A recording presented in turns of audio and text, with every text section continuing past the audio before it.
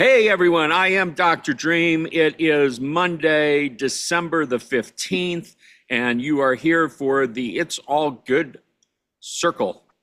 And it is our weekly community gathering. We're a little light on the community tonight, but there could be a good reason for that. Let's see where we go. I've had an amazing week. Some weeks I go without doing any podcasts, and in the last week, I think I did 4 or 5, and they've been really fascinating. So I've got some stuff to share tonight from all of that, and then I'm learning new hardware, software, computer stuff, which is always fun and exciting, or in the moment, it's fun and exciting. And let's see, quantumallianced2.com. We now have 57 videos up there. And then this morning, I got to interview Daryl for the It's All Good Show podcast. And she is something else. And it was really an amazing interview. I loved it. So that's fun. You want to check that out. And of course, all of our recordings are now streaming on Amazon and Spotify and Apple and other streaming platforms, which is pretty cool. And so I'm noticing we're picking up more listens than just the videos. So that's nice, paying off that we opened up that channel. I say paying off like I get money out of it or something, but I get satisfaction that we are broadening our reach. Let's dive right in. So this week I had an interview with Danny Goler, and Danny is known as the DMT laser guy, and he's the one that came up with this thing that when you smoke DMT and you look at a laser, you can literally see code. And for him, it takes him into this sort of slippery slope of that we're living in a simulation, which is kind of wild stuff. And we're not going to go there tonight, but I found it all fascinating. The interview was off the charts. Just really amazing information and stories. This guy, I kind of thought I was a psychonaut, but you get Danny on the show and all of a sudden it's like, oh my God, you are like the Fear and Loathing in Las Vegas guy. But at the very end of the interview, I said, Danny, it's been fascinating and we're going to close out here, but tell me, what is your vision for humanity? And, you never know what answer you're going to get from someone when you open it up like that, and particularly not from someone who's so psychedelic. I had no idea really where he was going to go with it. And to my, not amazement, but to my deepest satisfaction, he went to a place that just, well, this is why I'm going to play it right now. So let me just get everything set up here. I learned how to share a YouTube video without screwing up, I think he says. But wait a sec, let's see what happens. All right, you can see the wrong screen. Okay, excellent. So we're going to get out of that. And all right, like I say, I almost learned how to do this. There we go. Right there. Now, there we go. White screen. Everyone sees a white screen? All right, excellent. And it's just 4 minutes and 24 seconds. So here we go.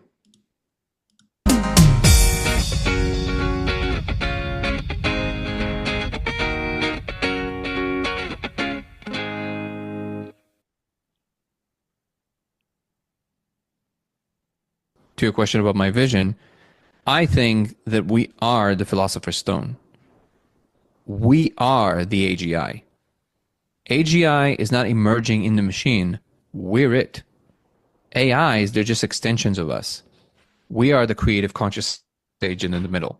We just haven't learned how to navigate all of our capabilities yet, but we're entering the stage where it's like, and eventually you just jump, right? So all of these things that are emerging, they are good. They are part of the, but we have to bring ourselves to a level where we, as the AGI, we have to be able to actually be in a certain state to be able to fly the ship, so to speak, right?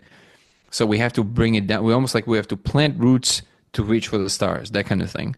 So, Yes. in a video game, you play a long time in this much more enclosed environment. You play in the city, let's say like in RPG games, right? When you clear all the levels, you get to go play in the world map. Well, look out there. Look at space. That's the world map. We just don't know how we get to play there yet, but we're about to find out. And that's what I think is happening. In order to get to play there, we need to A, have a certain state of being that we have to occupy that shows to the mainframe that we can be trusted. B, we have to have certain kinds of ideas flow with a certain kind of rapidity. So you can't just have a brilliant idea there, a brilliant idea there to be able to play out there. In order to play out there, you got to have a complete, perfect streamline of just brilliant ideas flowing through society all the time. For that to happen, we have to open certain channels. And that is essentially where we're going. So we are a technological civilization, and that's who we are. You're not going to escape that. But the kind of internal imprint that that emanates from us is creating a reflection in the technology itself. So is it just going to be kind of like these, metal pipes that just fly through space? Or is it going to be that we go and, as Taryn said, create art everywhere we go? Like, it's essentially, I see us as a technological civilization that is inspired by the divine. If we reach that level, we get to go and decorate the galaxy, like, because we're going to know how to make it even more beautiful than what it is, right? And this is not hubris. This is literally what we're for. We're here to make things better. But we first have to fix all the stuff that makes us focus on ourselves too much, and the vision has to be more towards the greater good of all. And part of that is recognizing that the one little corner of the universe that you get to influence, you should influence in the best way you possibly can personally. Because if you can't do that, civilization has stand no chance. There's a point I made on Danny Jones, and I guess I'll close with this comment. People are so consumed by criticizing everything and everyone. Bill Gates this, Elon that. Okay, how many old ladies you help today cross the street? Did you even wash your dishes? Like, forget about Elon for a second. Did you do something today that made your tiny corner of the universe better? If you haven't, you're just making noise. So I would say if we focus on that personally and we actually open towards each other in a way that caters to this new kind of emergence, then we're good. And if not, it's still okay. I mean, reality is going to be fine. Beautifully stated, Danny. Thank you so much for taking the time to be on the DMT Chronicles.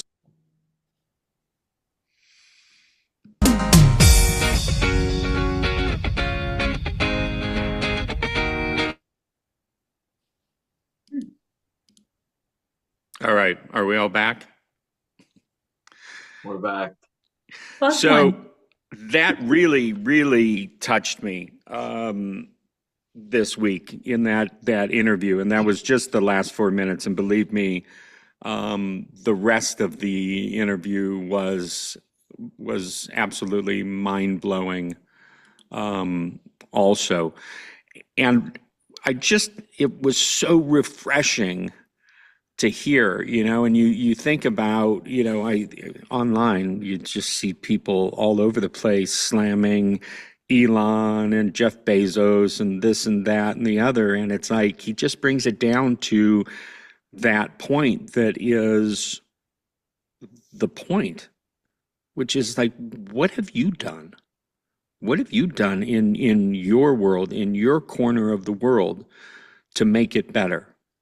It's like shut the up and pay attention to your side of the street, because ultimately that's the only area we have control over. And if everybody focused on that he just said right there, about making their corner of the world better, more beautiful, more whatever, that would change everything. And whatever about the Elons and everyone else, that's not my game. That's not my sandbox. My sandbox is right here in my area, and that's where I get to have an impact. And for years, I have spoken and asked people, are you more than 51% in service to self or in service to others? And I wrote a piece this week in the newsletter, so you all go back and check it out, asking and saying what it actually means to be more than 51% in service to others. And that to me is being the change we want to see in the world. And so it was beautifully stated by Danny, and I really wanted to share it. So our topic this month is, what are you choosing to make sacred this month? And it can easily have the add-on of not only what are you choosing to make sacred this month, but what are you doing to beautify, uplift, enrich your corner of reality, your corner of the world. So let's have it be a two-pronged question. This goes on for this topic, turning your focus into a frequency. We gather as a community to explore the power of declaring something sacred in our lives. So often the pace of daily life pulls us away from what truly matters. Yet the moment we choose to make something sacred, everything changes. Our attention deepens, our energy reorganizes, and the way we show up becomes more intentional and more aligned. In this guided group discussion this evening, we invite each other to reflect on what deserves more presence, reverence, or gentle devotion in our lives right now. Whether it's a relationship, a personal practice, a creative spark, a moment of the day, or an inner commitment, this circle tonight becomes a space to name it, to honor it, to align action with meaning, and also to have it witnessed by our peers. That's all of us tonight. So together we explore how choosing what is sacred shapes our frequency, strengthens our connection to source, and creates a more purposeful, heart-centered way of living. So I go first because I don't like to put anyone on the spot unless it's Phil on comedy night. So for me, obviously, I think a lot about this stuff, and I have a little more time than you all because I come up with it, and then I got to write about it, and then I got to think about it for days beforehand. But I had Stephanie and I had an exceptionally deep, meaningful experience, shared psychedelic experience, medicine evening, this past Saturday night. And to me, it just played into what am I choosing to make sacred this month, and more than this month, like this freaking lifetime. And what it is relationship.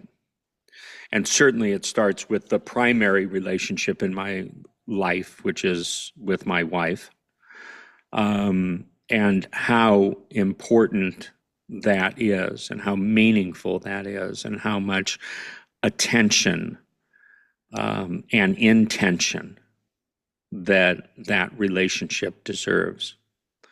And at the end of our evening on Saturday night, we looked at each other and reinforced how fortunate we both feel to be with each other at this time in our lives here, having this experience together. And then in the couple of days that followed that, I really focused on it's yes, that relationship, absolutely. And then it's relationship in general. And it's all the relationships with each of you that are on here right now or listening to this after the fact. It's all the relationships that I get to have in my life, even the ones that are just sort of fleeting. I get these weekly IVs, and the nurse April that gives me the IV each week, and just relationship to everyone, or just that person that you see and you say hi to when you walk past them. That all those relationships are of the utmost importance and hold absolute beauty for me in my experience. And then my relationship with reality, with this experience. So outside of my relationship with people, my relationship with all that is. And then the big one is my relationship with the divine, and how that is for me. And these are the things. I mean, I'm surrounded with lots of trappings of reality, a lot of the material things, and that's all wonderful. They add pleasant aspects to my life and comfort and whatnot. But what truly means something to me and what is most sacred to me are the relationships, my wife and all the other people, my dog, reality, my relationship with reality, and my relationship with the divine. And so that's where I'm going to leave this right now. We don't have a lot of people tonight, so we may go around one more time, which is fine. Round and round we go. Where it stops, nobody knows. All right, Phil, I'm going to let you go ahead and take the sacredness and run with it, if you will. Okay. I'm really blessed with being a part of this whole thing, in that every week I'm presented with something that I get to think about. And I really enjoy that, because it puts me in places that you may not, in your daily activities or whatnot, we're not really put into this place to where we get put into like a question and a presentation, and so number one, I'm really blessed with being a part of it. Number two, my intention is that everyone else that's either on this program or gets to get a peek of it, has the same experiences that I do. Now,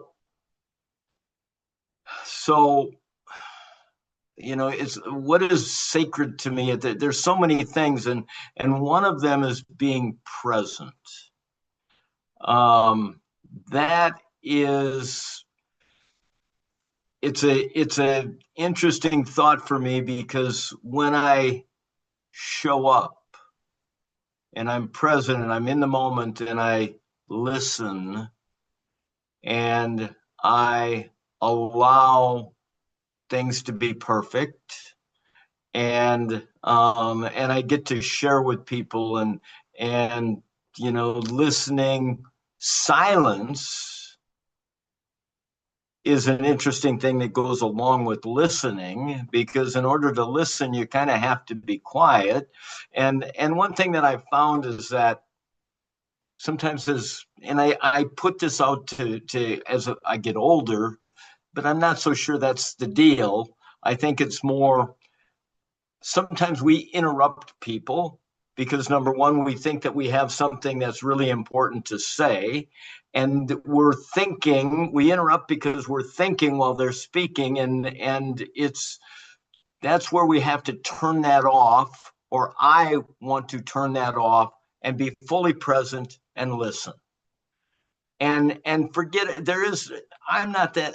I don't have an importance. And I think it's more important for me to maybe sometimes be just silent and be present and listen than it is for me to think that I have something to interject.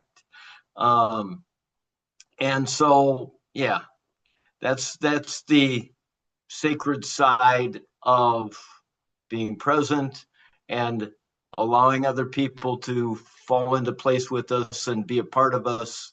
And yeah, and as my wife sits here next to me, in the dark side of, and I don't mean that in a bad way, off screen, um, yeah, it's brilliant, and so I choose to be present. Thank you. Thank you, Phil. Does Mary want to say anything or interject? You want to interject? No, Hi, fine, Mary. Wait, we need you to get much closer to the microphone. Nope, still can't hear you. Speak up. Bill and I, from time to time, can you hear me now? Yep, absolutely. We take different classes and experiences. And this last weekend, we took a Reiki class. And so there was a lot of focus in that class. And it was this very sacred weekend with a wonderful group of people. And so that's, I guess, what I want to share. We had a wonderful weekend on the coldest day of winter. That's awesome. Phil had mentioned before we started that you two had taken this class, and that sounded great. And Mary, I want to thank you. You sent me, I can't remember what it was, but you sent me something last week.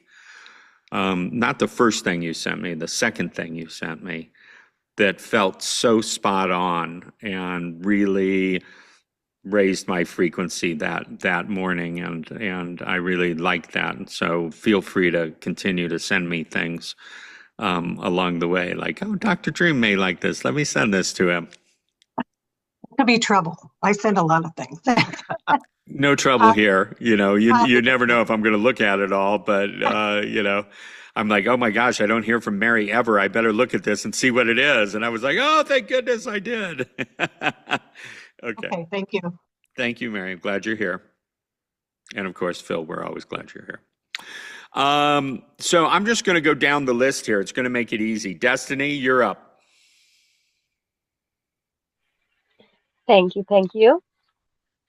So I was super excited about this topic this week, because I found so much more beauty and fulfillment in life by learning how to see and experience the sacred experience that it is. And so I was very excited because this is just a great opportunity to pick something and to go deeper into that. And so it took me a while to decide what I would like to focus on first, because there's just so many things about this experience, just the act of eating, the act of moving, or the act of being present with somebody, of listening. Um, all of it can be experienced with far more reverence in life than we typically experience it with. And so when I was thinking about all of these things, it really came down to, I would like to focus on awareness as a whole, awareness of all of these things as I go throughout the day, and especially awareness of where my thoughts are and my attitude. But I would like to start out with really hardcore focusing on it for like 21 days or a month, but keep it a practice throughout my life so that I can continue to be more aware. Um, one of my favorite books excuse me, is called The Power of Awareness by Neville Goddard, and I wanted to read you a page out of it. It's actually like the very last chapter, but it's a page. It says, in all creation, in all eternity, in all the realms of your infinite being, the most wonderful fact is that which is stressed in the first chapter of this book. You are God. You are the I am that I am. You are consciousness. You are the creator. This is the mystery. This is the great secret known by the seers, prophets, and mystics throughout the ages. This is the truth that you can never know intellectually. Who is this you? That it is you, John Jones, or Mary Smith is absurd. It is the consciousness which knows that you are John Jones or Mary Smith. It is your greater self, your deeper self, your infinite being. Call it what you will. The important thing is that it is within you. It is you. It is your world. It is this fact that underlies the immutable law of assumption. It is upon this fact that your very existence is built. It is this fact that is the foundation of every chapter of this book. No, you cannot know this intellectually. You cannot debate it. You cannot substantiate it. You can only feel it. You can only be aware of it. Becoming aware of it, one great emotion permeates your being. You live with a perpetual feeling of reverence. The knowledge that your creator is the very self of yourself and never would have made you had he not loved you must fill your heart with devotion, yes, with adoration. One knowing glimpse of the world about you at any single instant of time is sufficient to fill you with profound awe and a feeling of worship. It is when your feeling of reverence is most intense that you are closest to God, and when you are closest to God, your life is richest. So I love that he ends the book like that. I think it's a really beautiful way to go out into the world. Um, I've I personally grew up Christian and went to church a lot, and my favorite thing about going to church was the worship. And I think that's because I felt a reverence and affection. I was aware of the fact that a life of worship um, is a life of beauty. And so the more that I become aware of in life, the more that I feel connected to God and I feel that life is rich. And um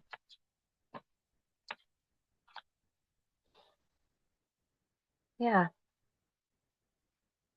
the more that I become aware of things, the more that I see that I was unaware of them in the past. So I just think it's very important to focus that awareness, especially on um how we direct our thoughts. And gosh, in this world when it's so easy to be distracted by so many things, entertainment is such a thing in our lives, and advertisements everywhere, always trying to direct our attention. Awareness is what I would choose to um, allow to guide me more through the sacred experience that's life.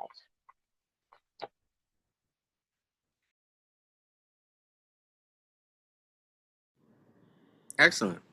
Thank you so much. I appreciate that. And now we're going to move right on. Gail, you are up next. Okay. Um, so there's an interesting thing that happens with the sacred. It it I just sort of let it happen. I meditate, I sit quietly, lay down and as I'm drifting off to sleep, I meditate. I wake up at 3 o'clock in the morning and can't get back to sleep. So I spend time either pondering or meditating or whatever you want to call it. And I don't deliberately go into things that other people define as sacred. Um, I don't think. I think it happens. I think it happens a lot. Um, I can, at church, drop into a prayer, and I'm not the one that's coming through with the message. I'm just the one that's hearing it and simultaneously translating it for somebody else. And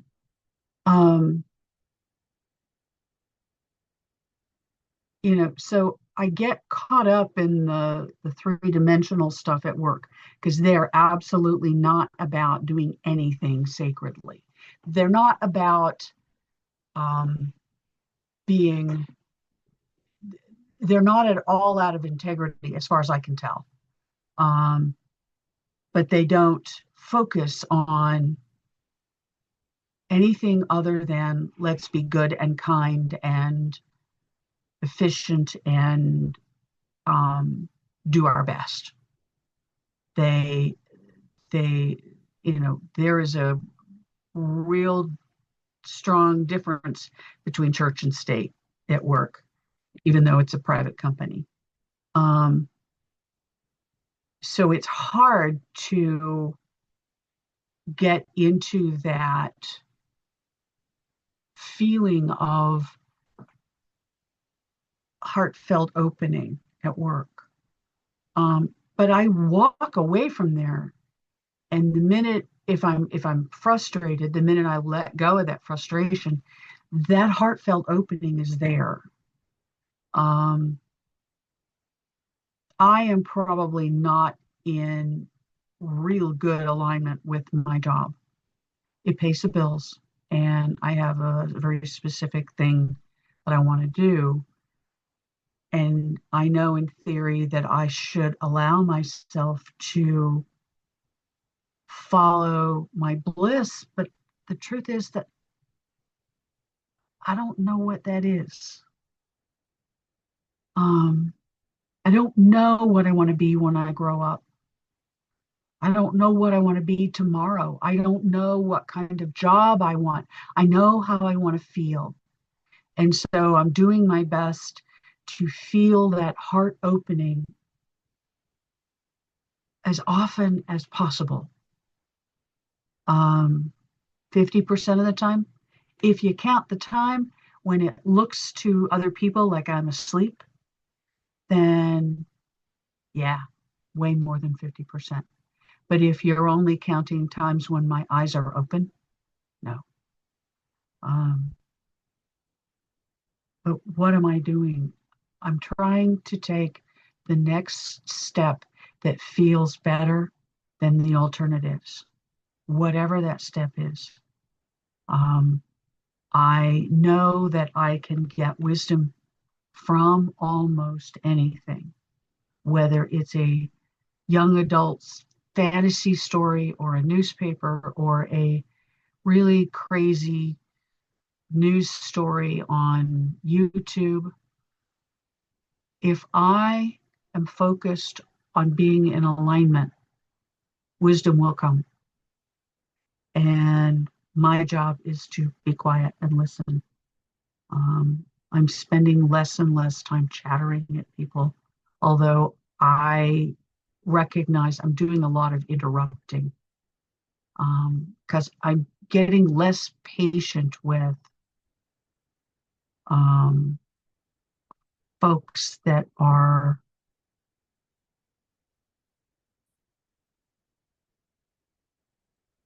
complaining.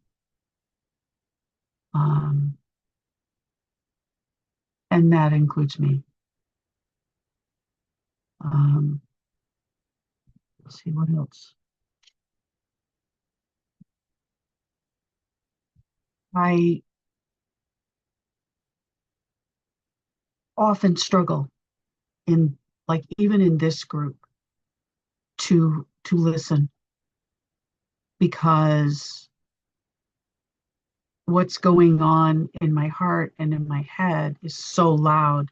Sometimes I just literally can't hear you. And it's not true for all of you, but it doesn't take much. And maybe it's more and more of the hyperactive mind that is hijacking me. I don't really know. I know that there are more thoughts going through my head now than there were a year ago. And there's more activity on a higher level going on now than there was when I was a teenager zoning out into Zen. I don't have a better word for it.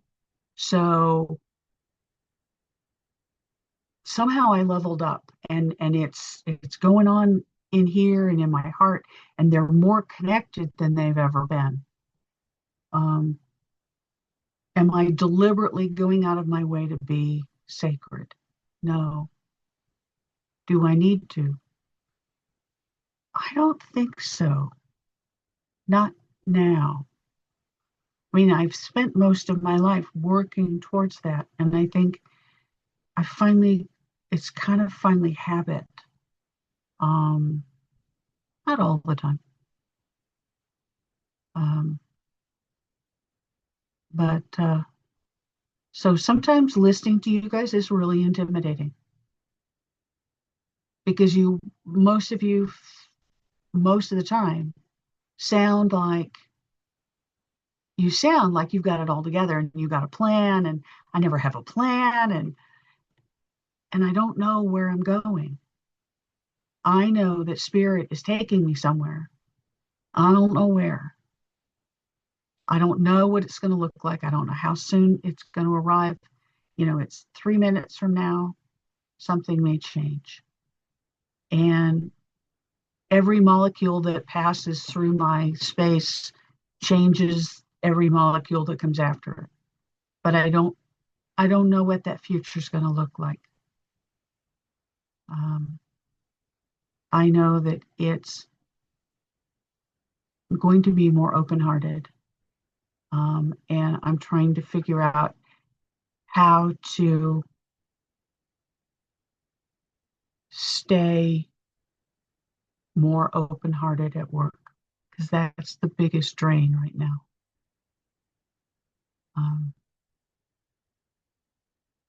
And I know eventually I won't have to be there, but I'm there for now, and I'm trying to learn the things that I came there to learn, because I think that they are going to help me in whatever comes next.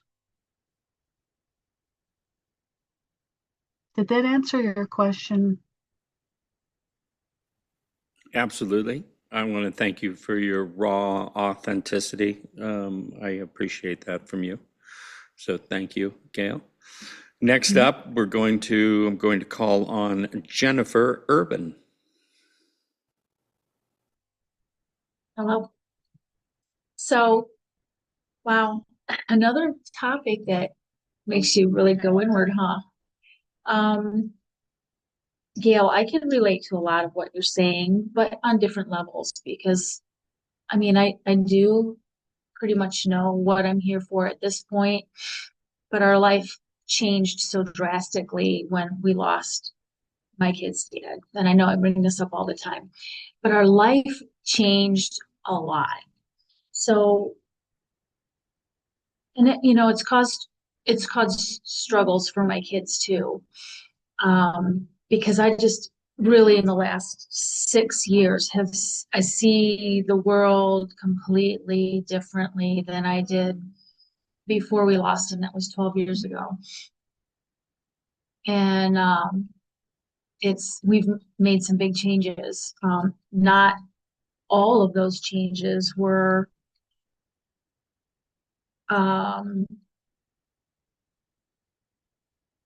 they were changes that as a parent and my kid's guide, I felt I was led to make. So they didn't necessarily have a choice. Some of these, decisions, but what I was seeing and experiencing and having to go through without their dad here as a guide, what I was being shown was I needed to make those decisions and make some big changes. So for me, what I want to make sacred this week is my home and my relationships with my boys. So my big focus is to our home just feels so much better when it's clean and it's hard keeping everything up without your partner. So, and I'm super busy with what I'm doing too. So I'm making a commitment to myself right here and right now to um, not be stressed out. I'm not going to be the stressed out mom this week for sure. I'm not going to let my kids witness me being stressed out. I'm going to find joy in cleaning my house and cooking. I love to cook. We're going to do Christmas cookies. Well, I'm going to do the Christmas cookies, but that is one thing that brings our home back to the way it was before we lost Bill. And it brings that feeling in, of that sacred feeling of home, safety. People can relax, the boys can relax, and I'm not going to be on edge. I'm not going to be on their cases about not doing something. I will ask them, hey, can you get some firewood in? Hey, do you mind, switching those towels out? Hey, do you mind unloading the dishwasher? But I'm not going to be a nag about it. I'm going to be as pleasant as I possibly can. So everything that I communicate is going to be neutral or super pleasant. I mean, neutral on up. Last night I made, I make my own recipes up. I mean, it's really not a big deal, but instead of doing a crock pot, hot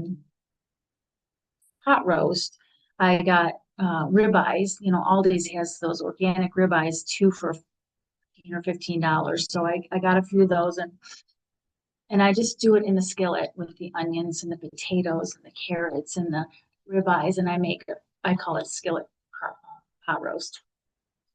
And my kids are good eaters. They love to eat. And when I'm cooking, and it just brings a peacefulness in the house. So that is my commitment.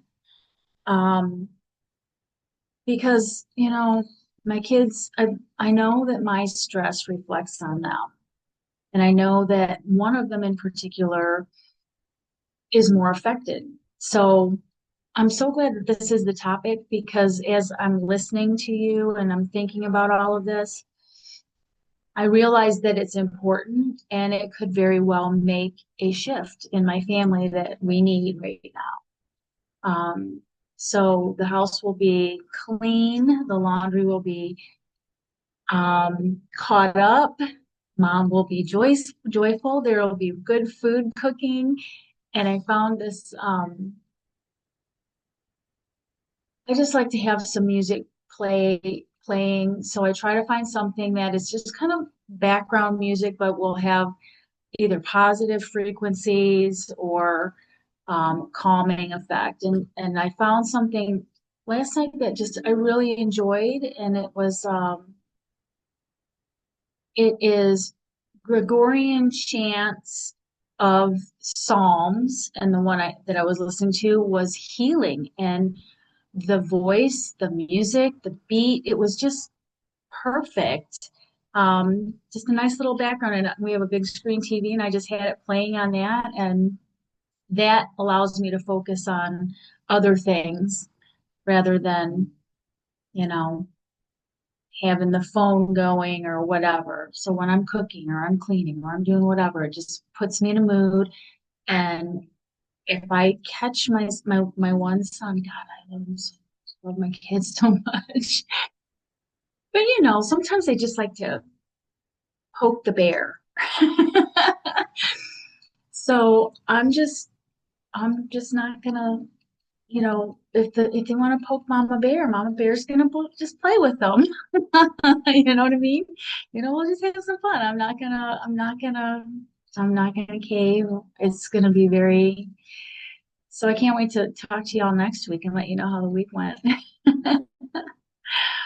That's what I'm doing, and for me, that's a really really big realization and commitment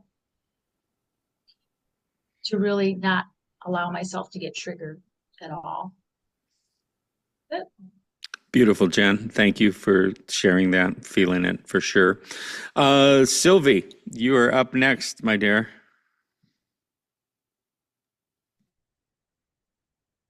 Well, I can say I can relate to each of you and just gave, no, I don't think so, that I got all together already.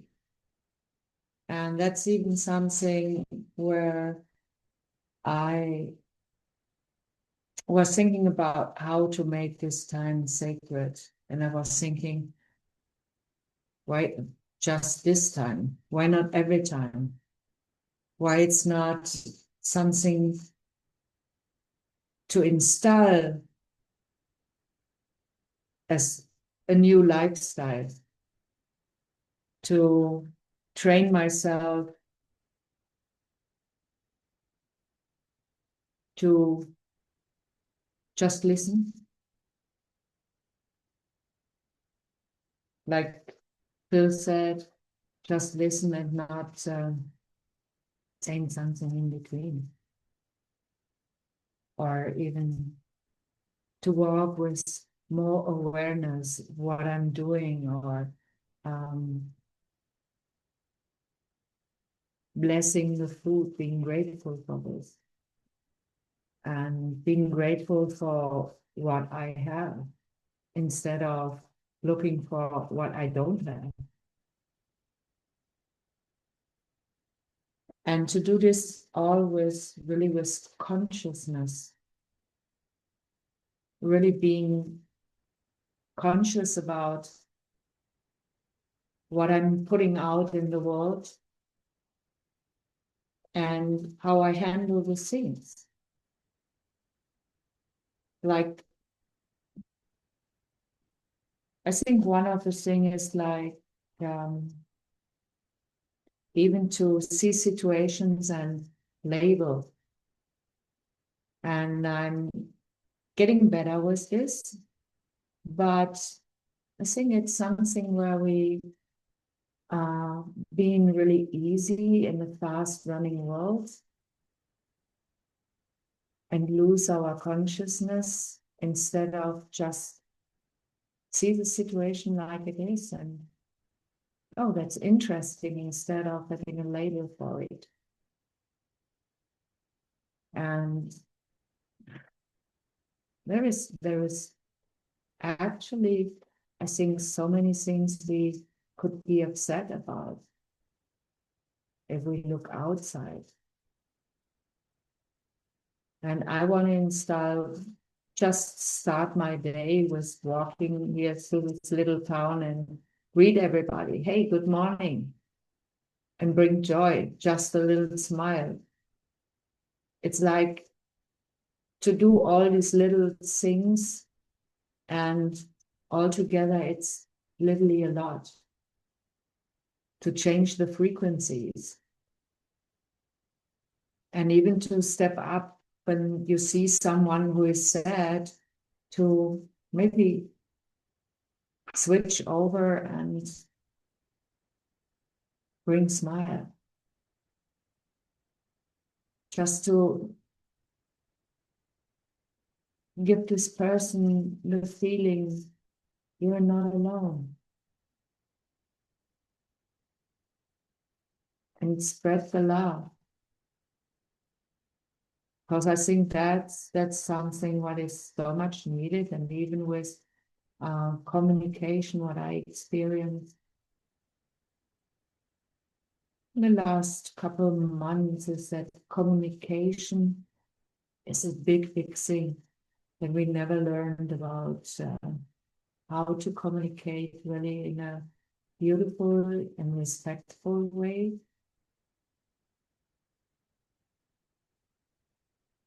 I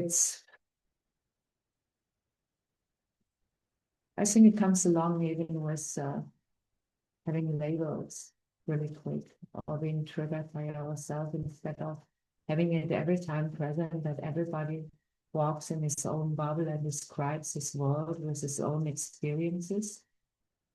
And how I am that I know what the experience X or Epsilon had. I don't know. So for me, it's really just being conscious, aware of this, and listen and answer more carefully. I think that's, yeah, and even watching my thoughts to really correct, even if I start to tell my own stories. And really, every time question myself, is that true? You really want to go with this? Come on, you know it better. Yeah, deep inside, I know it better, but I'm still learning. I'm not finished. And I'm not giving up, for sure. Yeah, that's so far. Excellent, Sylvie. Thank you so much for sharing. Stephanie, you are up.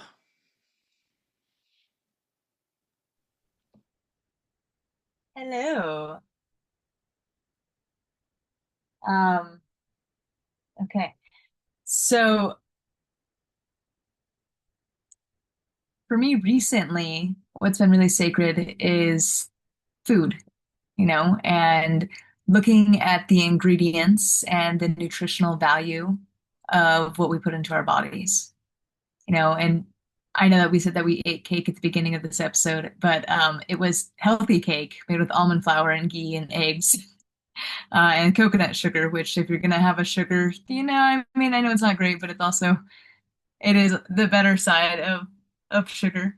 Um, and those are rare things for us recently, which is nice, and really putting a lot of time and effort into consciously choosing what we put into our bodies and on our bodies, to give ourselves the highest chance of, maintaining good optimal health. And I have found that since I have been looking at food more sacredly, I feel a lot better. Mentally, I feel a lot clearer. Physically, I didn't even know I felt bad, but I feel a lot less bloated. I'm a lot less gassy. I don't tend to overeat healthy food, which is interesting. I noticed at Thanksgiving when we were like, we can eat whatever we want. I went back for seconds. And it's like when I'm eating vegetables and protein, just healthy, simple, single ingredient food items that, you mix together, but like not a bunch of crackers and cookies and stuff, that I eat the proper amount for my body. And I've always looked at food as a sacred thing and blessed my food and I bless my water. I bless everything that I ingest. But actually looking at it in a deeper sense of like, is this truly good for my energetic being? Is this truly healthy for my body to ingest? Has taken it to a whole nother level of just appreciation for the resources that are available. And that in itself does feel really sacred. And then I know Dr. Dream mentioned earlier, we had just this wildly expansive, powerful night on Saturday. And it really brought back to my attention and focus the sacredness of relationship. It's like kind of like you just are going, and you're with your person for so long that you don't intend to, but you almost start to, I don't want to say take it for granted, but like in a sense, like take the relationship for granted or like neglect the relationship in a way, just because you're both so busy and focused on your own things. Like we're both very much like involved in our projects right now. That's another thing that's very sacred to me and also to my husband is like, these passion projects that we have, which is an outpouring of our love and passion and just care for humanity and wanting to share that with them. But it was just a big reminder for me that like the relationship has to come first, and that I want the relationship to come first and that it is absolutely so sacred and just taking more time to have those moments where we pause and we take the full moment to be fully present with each other when we say I love you, or when, like I wake up in the morning and I'm like, I need hugs and kisses right now, like give me all the love. To really just be fully present in it so I can take it in on the deepest of levels, you know? So that is a big thing that I am intending to put a lot more attention and focus into, is my relationship with my dearest. And it is, I'm getting more organized, I guess, like spending more time in like organizing and setting up our sanctuary, which is sacred. We have quite a bit of stuff accumulated over the years between event stuff, spiritual, like totems, crystals, just all these different things, and like organizing it and finding it so it can be in our space in a way where it feels, clear and coherent, is a big focus of mine also recently. And then I don't know if you guys can see, Bliss is right here. There she is. Oh, now she's looking at me. She's like, what? But just maintaining our dog and her happiness is a big deal also. We're also here in American Falls, where, finding the balance between family and home and everything can be like a little bit challenging, but it's also really exciting. Like tomorrow I get to go to my niece's concert at school, which is interesting. I didn't even know she was in a concert. I don't know what she does. I don't know if she sings or plays an instrument. I realize I should probably know what she's performing, but anyways, I'm gonna go, and I'm excited for that because I really do believe that family is sacred in our relationships. Like those are really like the most sacred things. Also, I'm doing a snow dance like crazy because like getting out and snowboarding is a sacred experience, and I just really like, please guys pray with me. Like we need snow here in Southern Idaho. There are states all around us just inundated with moisture and cold, and we're just over here like, I didn't wear a jacket today. It was 25 degrees when I woke up, but it got up to 60. Like it's December in Idaho. I need sacred snow so I can play in the winter wonderland. It's not that I don't appreciate the nice weather, I do, but like in reality, like we really need a wet winter for our mountains to get us through summer. And holding that intention and desire for the balance of the planet is also something that is sacred to me. And it's something that I'm focused on, and people are mad at me. They're like, no, 60-degree days in December, this is good. I'm like, no, like planetary balance. We need this. We have the hot summers, we need the cold winters. And you guys bet yourselves that the day the mountain opens, I am gonna be there. Just in all of its glory, like shouting from the top of the mountain peak in gratitude. And one more thing that's really important to me, that's a sacred act that I do every day, is my prayer. And that is just like, I take a few minutes at the end of every day to pray to like all that is. Typically for me, it's God, Source, Universe, Mother Gaia, in gratitude, and I talk to the higher power about everything in my life that I'm grateful for, and I give thanks for all the many blessings in my experience, for all the people in my experience, and for all that I get to experience, because I am so grateful. And I feel like it's a very important thing to let the universe know that you're receiving all those blessings, that I'm receiving all these blessings and that I'm so thankful for them. And that's a really important touch point in every day for me. Yeah, I could go on, but I will I'll pass it on. I love all you guys. I think you're all amazing. And just one thing I wanted to say, just touch on something that Gail, that you said, is do your best not to be in comparison with anybody else. Like we are all exactly as we're supposed to be on our path and our mission. Everything is happening in divine timing for where we are as individuals. And when we, like compare ourselves to others or feel intimidated by them, I feel like that is,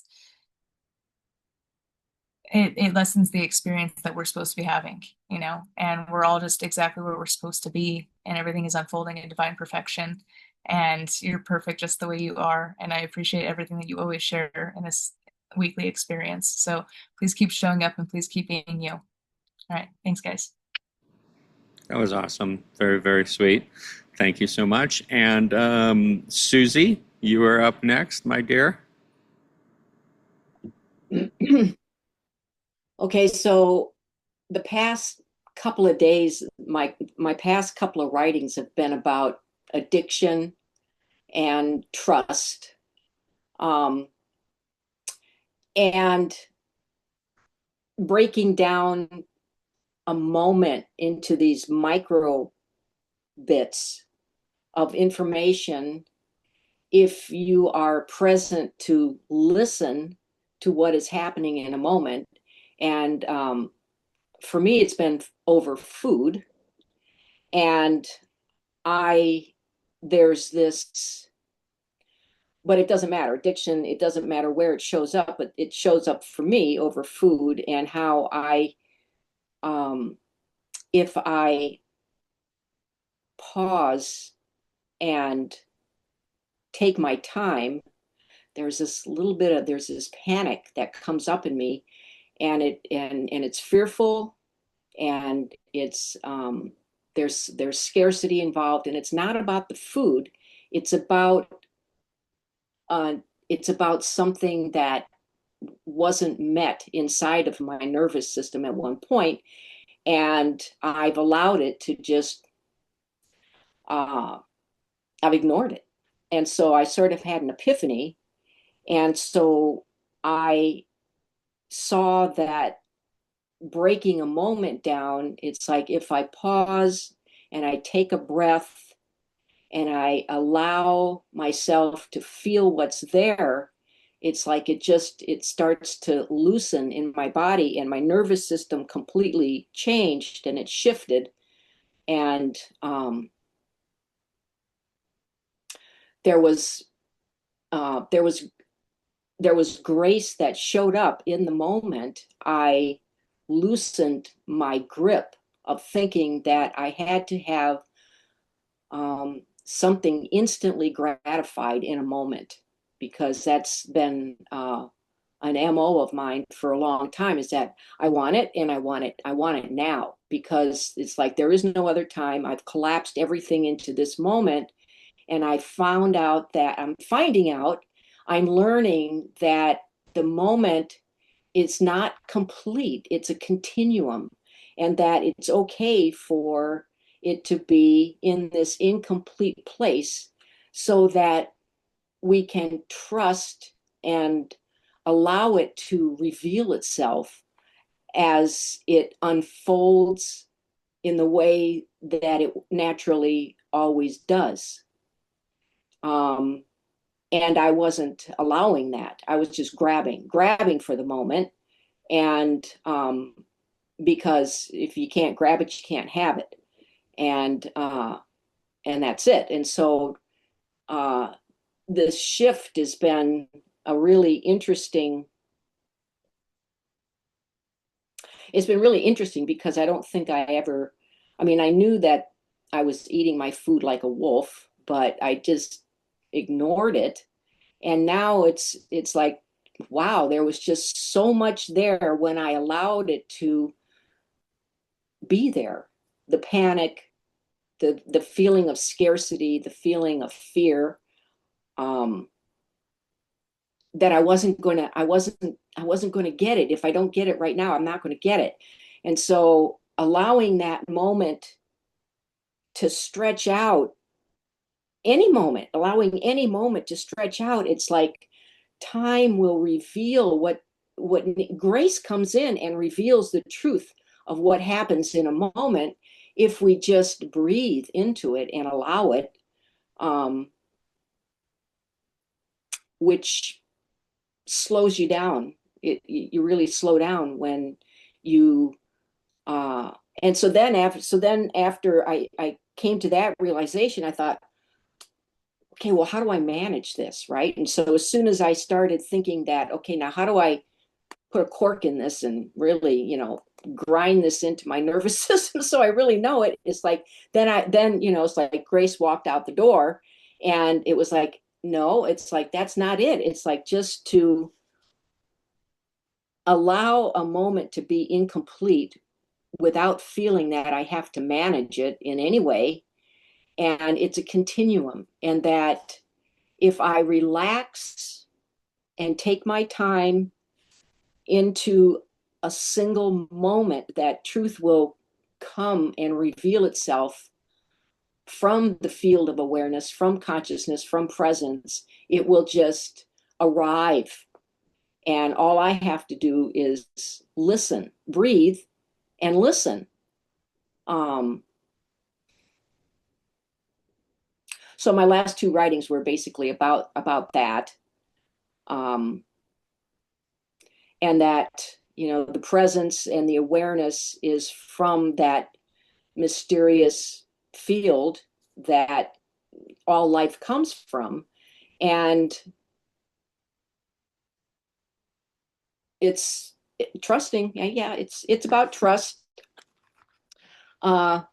Even just for a single moment, because wow, I didn't realize how much I could distort a moment in time just by ignoring it, trying to hold it, trying to grab it. And there's nothing wrong with any of that, because there's the awareness. As soon as I'm aware of it, it's like it already starts to loosen, and I'm already shedding that portion of what I was doing to it. It was like it's already like dissolving as soon as I notice it, without judgment, more with curiosity. And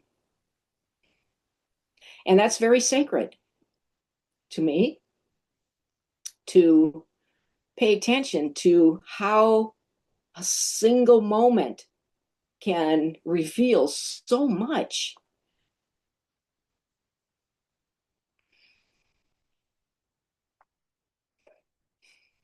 Beautiful. Yeah. Thank you for sharing, Susie. You're welcome. And Vienna, I saw you pop in, so love to have you share with us. Thank you. As I considered the topic, what comes to me is connection, is what I want to consciously, intentionally hold sacred this month. And big picture with God, with my spiritual team, kind of on the micro level with myself. And I would say that's been the more challenging, just by sheer lack of awareness. There's that's important. Who knew? And just coming to value that it does matter what is being sought from the inside. And then family members.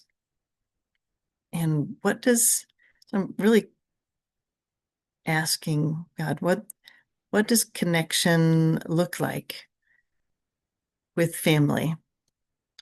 Got two now that are exhibiting some depression, anxiety, different mental health challenges, and neither one is communicating right now.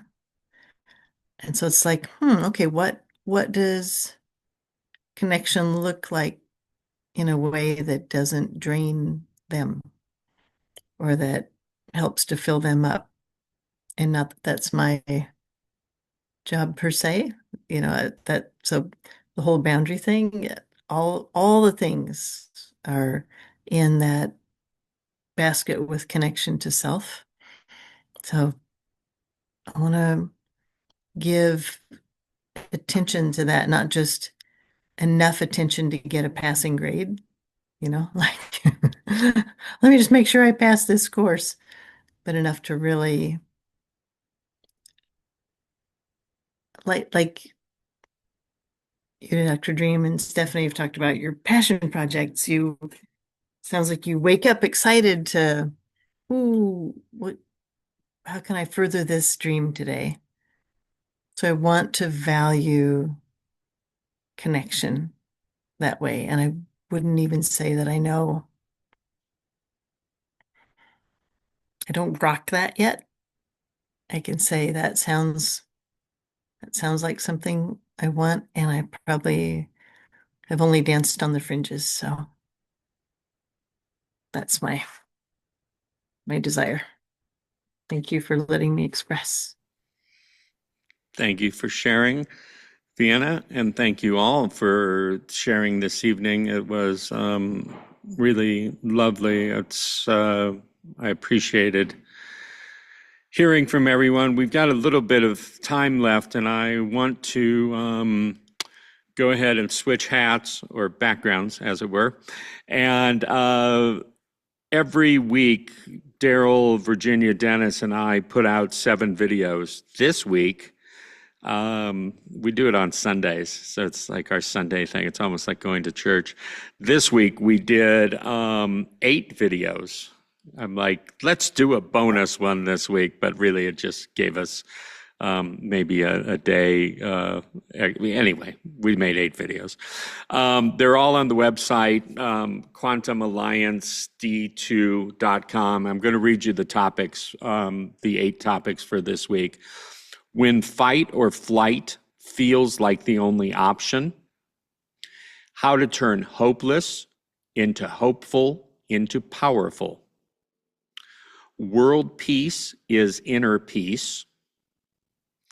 How to talk to money. Does the body know before the mind sees? And that was a fun one.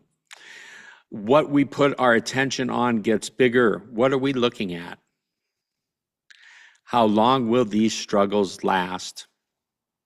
And the final one, are quantum leaps possible? And I don't know if any of you have, I know Susie has listened to some of these. I'm pretty sure Jen has also.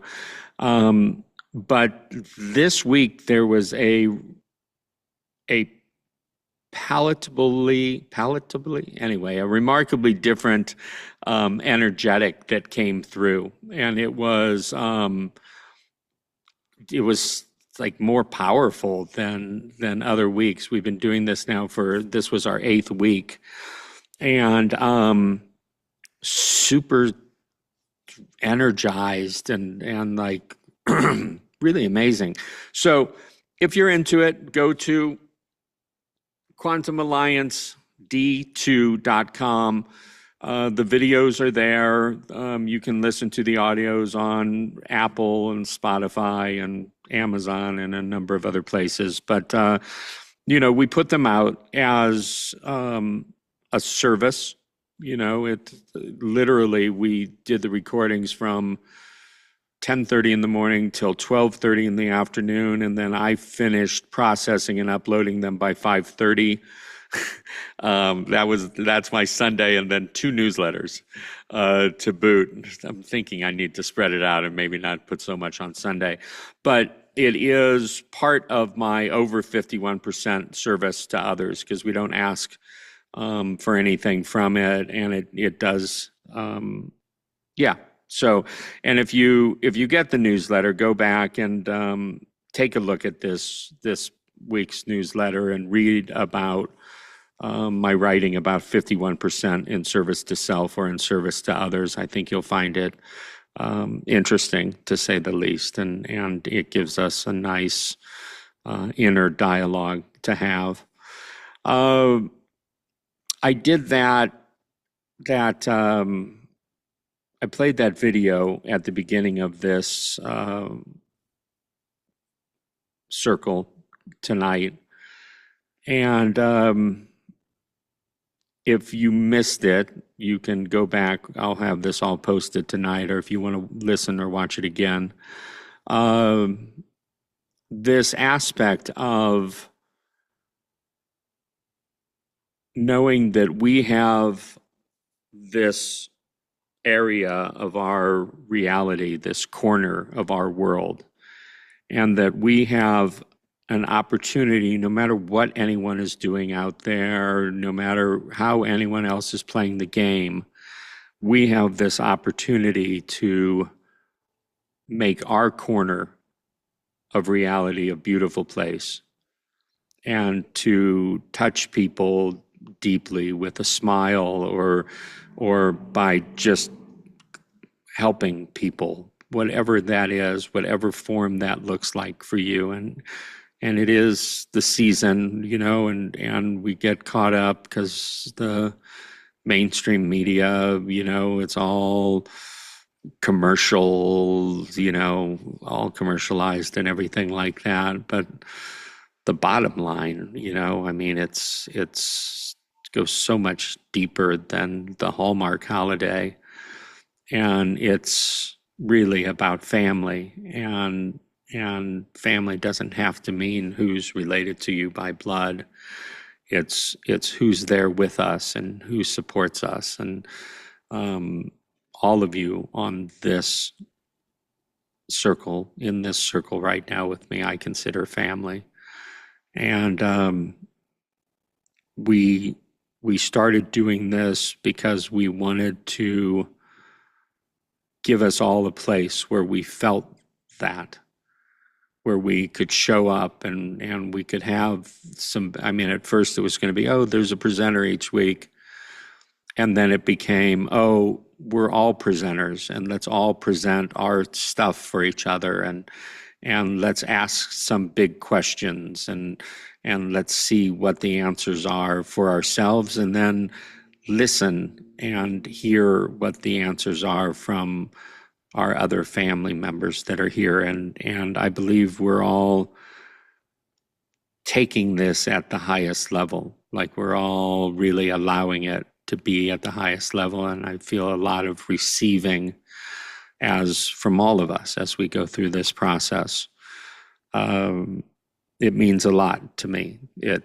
This is, I wanted to create something, and I did, and I thank Phil and Destiny and then everyone that shows up.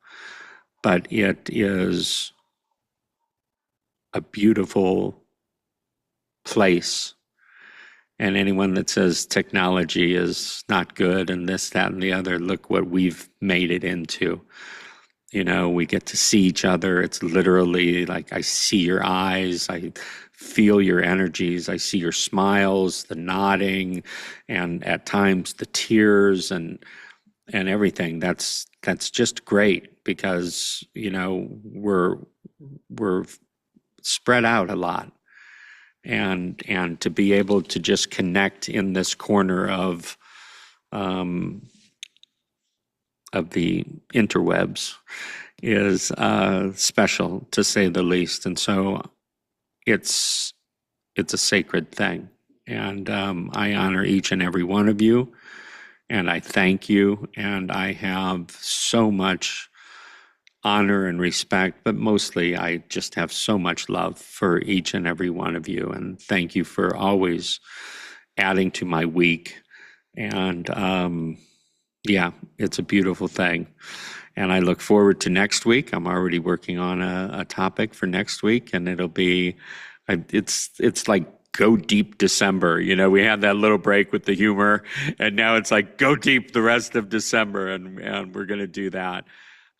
So thank you for showing up for all of us. And like I always say, I don't believe you could show up for all of us if you weren't already showing up in your lives. And that means everything. Love you all so very much. Have a wonderful week, and meet you same bat channel, same bat place, same bat time next week. Love you all. Good night.